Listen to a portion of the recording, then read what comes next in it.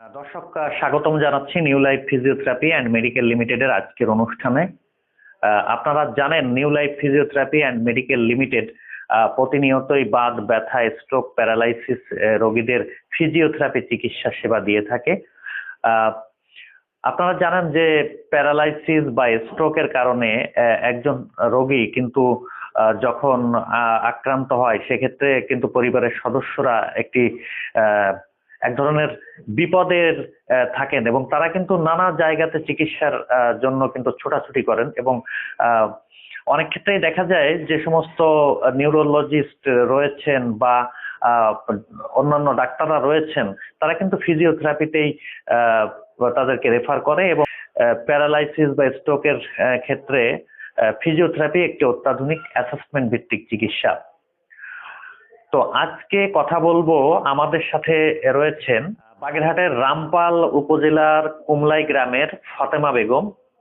তিনি কিন্তু দীর্ঘদিন ধরে আমাদের ফিজিওথেরাপি চিকিৎসা সেবা নিচ্ছেন এবং এখন তিনি অনেকটাই স্টেবল, অনেকটাই সুস্থ বলা যায়। তো প্রথমে তিনি যখন আমাদের এখানে এসেছিলেন তিনি কিন্তু একেবারে হাঁটাচলা করতে পারতেন না এবং উনি কিন্তু পায়ে কিন্তু একেবারেই বল পেতেন না। এখন কিন্তু সেই যে অবস্থাটা, সেই কন্ডিশনটা থেকেই অনেকটাই বেরিয়ে আসতে পেরেছেন এবং অনেকটাই সুস্থ হয়েছেন। তো চলুন আজকে আমরা শুনবো তার কাছ থেকে তার সুস্থতার গল্প। আপনি এখন কেমন আছেন? ভালো আছে। আপনার কি সমস্যা ছিল প্রথমত? গাঁটে বল হতো না, হাতে বল হতো না। একেবারেই করতে পারতেন না মনে হয়? একদম করতে পারতাম না। আচ্ছা, কতদিন আপনি বিছানায় ছিলেন? 3-4 মাসের মতো। 3-4 মাসের মতো। এখন কি অবস্থা? সুস্থ লাগে। সুস্থ লাগে বলতে আপনি কি হাত পায়ে বল পান? হ্যাঁ, কিছুটা বল হয়, পায়ে হয়, হাতে দাবালটা হয় না, হাতে একটু কম হয়।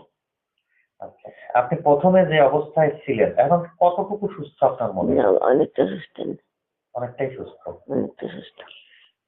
আমি রামপাল কুমলাই গ্রামের গোল্লা আনিসুর রহমান। আমার স্ত্রী অসুস্থ দীর্ঘ 5 মাস 7 দিন। আমার স্ত্রী এক সময় এমন পর্যায়ে ছিলেন যিনি মানে প্রায় 21 দিন পরে চোখ খুলেন। 21 দিনের পর আমি ডাক্তার দেখাই।